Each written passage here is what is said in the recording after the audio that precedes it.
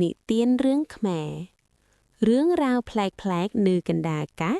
តែងតែធ្វើឲ្យយើងព្រឺឆ្អឹងខ្នងព្រោះថានៅលើនោះយើងគ្មានផ្លូវរត់ទៅណាឡើយនេះគឺជាសាច់រឿងរន្ធត់ដែលនិយាយពីបុរសម្នាក់ដែលកំពុងនៅលើយន្តហោះរឿងយន្តហោះអត់ចំណតយប់នោះជីជើងហោះហើរចុងក្រោយពីទីក្រុងបាងកកឆ្ពោះទៅកាន់ក្រុងភ្នំពេញជើងហោះហើរលេខ404មេឃខាងក្រោយខ្មៅងងឹតស្លុបអំដោយផ្លាយបន្ទោឆ្មានៅចម្ងាយវិសាលដែលជាអ្នកដំណើរម្នាក់អង្គុយនៅកៅអីលេខ 13A បានព្យាយាមបិទភ្នែកសម្រាកព្រោះយន្តហោះមិនសូវមានមនុស្សច្រើនទេជួរកៅអីក្បែរគាត់គឺទំនេរទាំងអស់ខណៈដែលវិសាលហៀបនឹងលងលក់ស្រាប់តែគាត់មានអារម្មណ៍ថាមានខ្យល់ត្រជាក់ស្រេបបក់មកប៉ះកញ្ចង់កគាត់ភ្ញាក់ព្រឺតរួចងាកទៅមើលបង្អោចនៅលើកញ្ចក់បង្អោចដែលឆ្លុះចេញពីពន្លឺខ្សោយជ្រុងយន្តហោះគាត់បានឃើញស្រមោលមុខមនុស្សស្រីម្នាក់កំពុងសម្លឹងមកគាត់ពីខាងក្រៅយន្តហោះជួយខ្ញុំផងសំឡេងខ្សឹបខ្សៀវស្អកហាក់ដូចទីមកពីកន្លែងណាមួយដ៏ឆ្ងាយវិសាលបិទភ្នែកចិត្តរួចបើកមកវិញស្រមោលនោះបាត់ទៅហើយគាត់គិតថាប្រហែលជាគាត់ស្រវាំងភ្នែកដោយសារហត់នឿយពេកបន្តិចក្រោយមកវិសាលបានឮសំឡេងក្រាក់កៅអីនៃជួរខាងមុខគាត់ដែលពីមុនទំនេរស្រាប់តែងាកចុះមកក្រោមយឺតដូចជាមានមនុស្សកំពុងផ្អែកខ្នងគាត់អាចមើលប៉ុន្តែគ្មានមនុស្សអង្គុយឡើយស្រាប់តែមានដៃស្គមស្គៀងស្បែកស្លេកស្លាំងនិងមានឈាមតាមក្រចែកលូកចេញពីចន្លោះកៅអីនោះមកចាប់កប់ដៃវិសាលជាប់វិសាលស្រែកចង់បែកបំពង់កតែគ្មានសំឡេងចេញមកក្រៅឡើយដៃនោះត្រជាក់ដូចទឹកកកវិសាលប្រឹងរើបំរាស់រហូតដៃនោះរលាយបាត់ទៅក្នុងខ្យល់គាត់ប្រញាប់ចុចប៊ូតុងហៅបុគ្គលិកយន្តហោះនារីបម្រើលើយន្តហោះម្នាក់ដើរមកដោយស្នាមញញឹមរឹងវិសាលកញ្ញាមានរឿងប្លែកកើតឡើងនៅកៅអីខាងមុខខ្ញុំនារីបម្រើលើយន្តហោះសម្លឹងមើលកៅអីនោះរួចនិយាយទាំងសំឡេងត្រជាក់អូសុំទោសលោកភ្ញៀវនៅកៅអីនេះទើបតែស្លាប់ដោយសារខ្យល់កកាលពីជើងហោះហើរសាមុនយើងមិនទាន់បានដេញព្រលឹងគាត់ចេញនៅឡើយទេនិយាយចប់មុខរបស់នារីបម្រើលើយន្តហោះនោះក៏ចាប់ផ្ដើមប្រេះស្រកានិងហូរឈាមតាមភ្នែករួចនាងសើចកឹកអឹកពេញកាប៊ីនយន្តហោះដែលកំពុងតែរញ្ជួយខ្លាំងភ្លើងក្នុងយន្តហោះចាប់ផ្ដើមភ្លៀបភ្លែករួចរលត់ងងឹតឈឹងសូមអ្នកដំណើរទាំងអស់រៀបចំខ្លួនចុះតាតសំឡេងប្រកាសបានបន្លឺឡើងវិសាលភ្ញាក់ព្រឺតដកដង្ហើមហត់ដូចគោគាត់មើលជុំវិញឃើញគ្រប់យ៉ាងធម្មតាវិញទាំងអស់គាត់ដកដង្ហើមធំដោយក្តីធូរស្រឡះថាវាគ្រាន់តែជាសុបិនប៉ុន្តែនៅពេលគាត់ងាកទៅមើលកញ្ចក់បង្អោចម្ដងទៀតគាត់បានឃើញស្នាមប្រឡាក់ឈាមជារូបរាងដៃមនុស្សជាប់នៅលើកញ្ចក់និងក្រដាសមួយសន្លឹកសរសេរថាយើងនឹងជួបគ្នានៅខាងក្រោមយន្តហោះបានចុះតាតដល់ដីដោយសុវត្ថិភាពនៅអាកាសយានដ្ឋានអន្តរជាតិភ្នំពេញវិសាលប្រញាប់ប្រញាល់ងើបដើរចេញពីកៅអីទាំងខ្លួនញ័រទៅត្រើតគាត់មិនហ៊ានសួរបីតែងាកក្រោយមើលកៅអីលេខ 13A នោះវិញឡើយអ្វីដែលគាត់ចង់បានបំផុតនៅពេលនេះគឺការចេញឲ្យផុតពីយន្តហោះចង្រៃមួយនេះ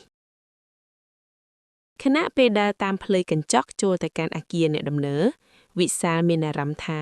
ភាពត្រជាក់នោះនៅតែតាមជាប់ពីខ្នងគាត់ជានិច្ចគាត់ងាកទៅមើលក្នុងចំណោមអ្នកដំណើរផ្សេងទៀតគ្រប់យ៉ាងហាក់ដូចជាធម្មតាប៉ុន្តែនៅពេលគាត់សម្លឹងទៅក្នុងកញ្ចក់ឆ្លុះតាមជញ្ជាំងគាត់ស្រាប់តែឃើញស្រីម្នាក់ស្លៀកឈុតនារីបម្រើលើយន្តហោះដើរអំពីគាត់យ៉ាងគៀបបំផុតនាងមិនបានដើរដោយជើងទេ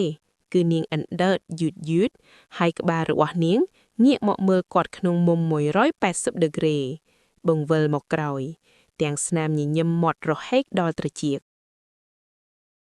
ដោយសារអារម្មណ៍ភ័យខ្លាំងពេកវិសាលក៏ចូលទៅក្នុងបន្ទប់ទឹកអំវ័យលុបមុខឲ្យស្រឡះនៅពេលដែលគាត់កំពុងអោនលុបមុខសំឡេងទឹកហូរស្រាប់តែប្រែជាស្ងាត់ឈឹងគាត់ងើបមុខឡើងសម្លឹងកញ្ចក់នៅលើកញ្ចក់មានអក្សរសរសេរដោយឈាមថាឯង បានសន្យាថានឹងជួយយើង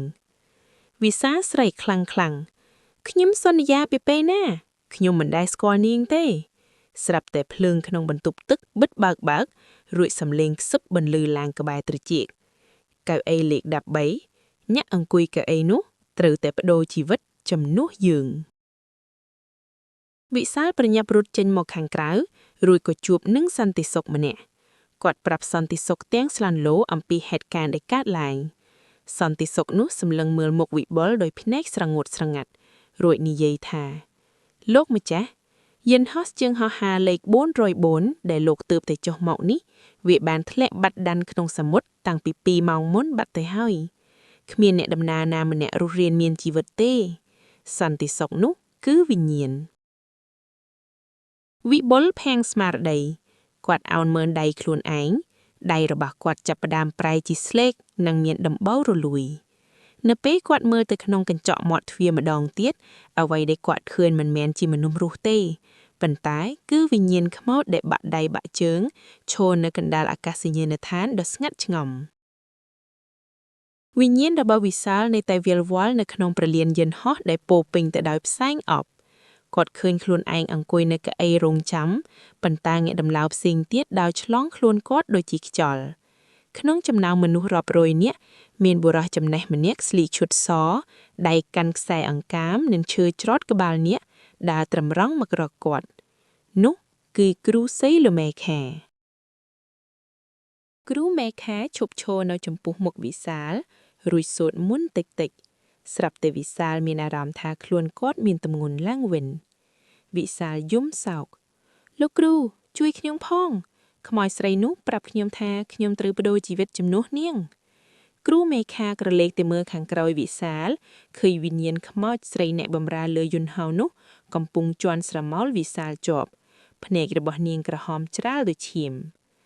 គ្រូមេខាបានបញ្យល់វិសាលថាកាលពីច្រើនឆ្នាំមុនអ្នកបម្រើម្នាក់នេះបានស្លាប់ដោយអយុត្តិធម៌ហើយនាងបានដាក់បណ្ដាសាលើកៅអីលេខ 13A នរណាគេដែលអង្គុយលើកៅអីនោះក្នុងថ្ងៃខួបកំណើតរបស់នាងនឹងត្រូវក្លាយជាភ្នាក់ងារនាំសារដើម្បីបន្តជីវិតឲ្យប្រលឹងនាងមានអំណាចឈប់ទៅវត្តសង្សារមិនមែនជាកន្លែងសម្រាប់សងសឹកឡើយគ្រូមេខាសូត្រមន្តរួចក្រវីឈើច្រត់បង្កើតជាពន្លឺពណ៌មាសព័ទ្ធជុំវិញវិសាលខ្មោចស្រីនោះស្រែកលាន់ឮពេញប្រលានយន្តហោះឮតែក្នុងពិភពវិញ្ញាណនាងស្ទុះមកបំរុងគែកភ្នែកវិសាលប៉ុន្តែត្រីកម្លាំងសីរុញច្រានចេញគ្រូមេខាបានយកទុកមុនដែលប្រសិទ្ធរួចហើយចាក់ស្រាយលើស្រមោលវិញ្ញាណនារីបម្រើម្នាក់នោះគ្រូមេខាថាចូលអហោសិកម្មឲ្យគ្នាទៅវិសាលឯងមិនចោទកម្មអ្វីជាមួយនាងទៀតទេចូលទៅតាមផ្លូវស្អាតស្អំចុះ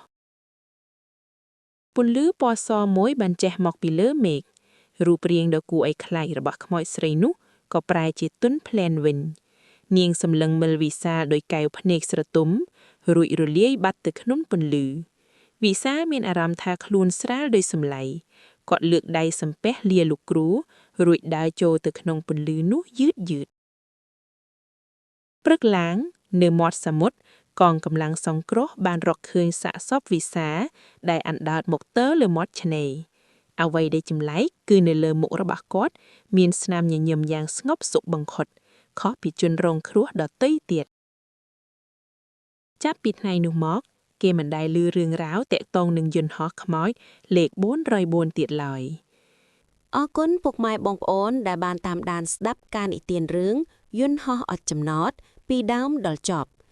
សូមជួយ Subscribe Channel ខាងផងដើម្បីជាកម្លាំងចិត្តក្នុងការនិពន្ធរឿងថ្មីចែកជូនបងប្អូនទស្សនា